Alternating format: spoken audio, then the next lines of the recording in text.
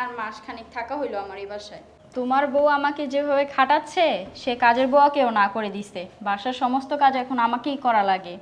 তাই চিন্তা ভাবনা করলাম যে এখানে থেকে আমি আর কি করব, বাসায় চলে যাই। তাই বাসায় চলে যাচ্ছিলাম। কি ওর এত বড় স্পর্ধা, ওর এত বড় স্পর্ধা, ও আমার টাকায় আমার খেয়ে আমার বাসায় থেকে তোর উপরে এত বড় কথা বলে, ওর সাহস কি করে হয়? আজকে আমি ওর এক সোনালি, এই সোনালি, কি হয়েছে?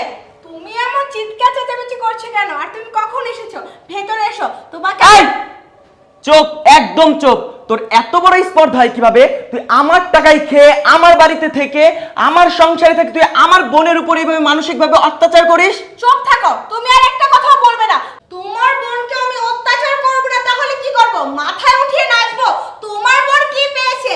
2 দিন 1 দিন না যেতে যেতে আমার বাড়ি যে গিলতে চলে আসে, আমি কিচ্ছু বলি না। কিছুদিন আগেও আমার বাসায় থেকে গেছে। আমি কি কিছু বলেছি তোমার বোনকে? জিজ্ঞেস করে দেখো তো। তোমার বোন কি জন্য এসেছে জানো? তার শ্বশুর শাশুড়ির স্বামীর সাথে ঝগড়া করে আমার বাড়িতে চলে এসেছে। কেন? আমিও তো সংসার করতেছি, আমার তো কোনো ঝামেলা হচ্ছে না। আমি তো আমার বাপের বাড়িতে গিয়ে গিলতে চলে যাচ্ছি না। আর তোমার বোন কেন 2 দিন 1 দিন পর পর আসবে? আর আমি কি তোমার বাড়ির দাসী বান্দি নাকি যে তোমার বোন 2 দিন 1 দিন পর পর আমার বাড়িতে চলে আসবে আর আমি তোমার বোনকে রান্না বান্না করে খাওয়াবো? কখনোই না, এটা আমি কখনোই পারবো না। তোমার বোন নিজেকে কি মনে করেছে? তোমার বোন নিজেকে কি মহারানী মনে করে নাকি? শোনো, তোমার এই কালো বোনকে না বিয়ে দেওয়ার জন্য 10 লক্ষ টাকা যৌতুক দিতে হয়েছে। আমি তখন কিছু বলিনি। কেন বলিনি জানো? যে আপদটা বিদায় হলে হয়তোবা আমাকে আর জ্বালাতে আসবে না। এখন দেখি না, আমার 10 লক্ষ টাকাও দিয়েছে, এখন 2 দিন 1 দিন পর পর আমার সংসারে ঝামেলা করতে চলে আসে। দেখো, আমি এসব ঝামেলা করতে পারবো না। এই, তুমি এখন এখানে কেন দাঁড়িয়ে আছো? তোমাকে কি আমি ঘর ধাক্কাতে বের করতে হবে নাকি? এই চুপ, একদম চুপ, গলা নিচে নামিয়ে কথা বল।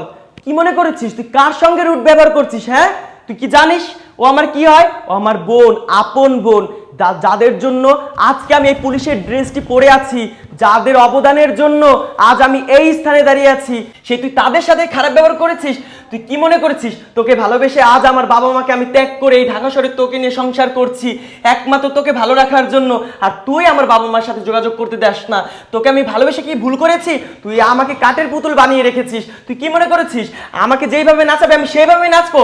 না সোনালি, না, সেই সুযোগ তোকে আমি এখন আর দিব না। তুই এক্ষুনি আমার বাসা থেকে বেরিয়ে যাবি। আচ্ছা, তুমি আমাকে এবারের মতো ক্ষমা করে দাও। আসলে আমি যা করেছি ভুলে করে ফেলেছি। আমি আর এরকম ভুল কখনো করব না। তুমি আমাকে একটাবার সুযোগ দিয়ে দেখো। এখন থেকে তোমার বাবা মাকে আমি নিজের বাবা মা মনে করব। আর তোমার এই ছোটো বোনকে আমার নিজের ছোটো বোন মনে করব। আমি আর তাদের সাথে অশান্তি করব না, ঝগড়া করব না, অত্যাচার করব না। প্লিজ, তুমি আমাকে এবারের মতো ক্ষমা করে দাও। ক্ষমা? তোকে ক্ষমা করব? কখনোই ক্ষমা করব না। তোর জন্য আমার ফ্যামিলির সাথে আমি মিশতে পারি না, আমার ফ্যামিলির সাথে থাকতে পারি না, তো তোর জন্য আমার ফ্যামিলির কাছে যেতে পারি না। আমি তোকে কখনোই ক্ষমা করব না। তোর মতো মেয়ের সঙ্গে আমি সংসার করব না। তুমি এক্ষুনি আমার বাসা থেকে বেরিয়ে যাবে। বের হ। ভাবি দাঁড়ান। ভাইয়া, ভাবি না হয়তো একটু ভুল বুঝছে, তাই কি তুমি তোমার সংসারটা ভেঙে দিবা? তুমি ভাবিকে মাফ করে দাও। দেখ সোনালি, যাকে এতক্ষণ ধরে অন্যায়ভাবে অপমান করলি, আজকে সেই মেয়েটি তোকে এই বাসায় রাখার জন্য আমার কাছে রিকোয়েস্ট করছে। এটাকেই বলে পারিবারিক শিক্ষা, বুঝলি? যাই হোক, আমার বোন যেহেতু আমার কাছে এত করে রিকোয়েস্ট করছে তোকে এই বাসায় থাকার জন্য, তাই আমি শেষবার মতো তোকে এই বাসায় থাকার পারমিশন দিলাম। নেক্সট টাইমে যদি এইরকম ভুল করে থাকিস তাহলে আমি কিন্তু আর সহ্য করবো, তোকে এই বাসা থেকে বের করে দেবো। আচ্ছা আচ্ছা বোন আমার, আমি তোমার সাথে জেনে না বুঝে অনেক খারাপ ব্যবহার করেছি। আর সে তুমি কি না? আমার স্বামী আমাকে বাসা থেকে বের করে দিচ্ছিল, তুমি আমাকে থাকার সুযোগ করে দিলে।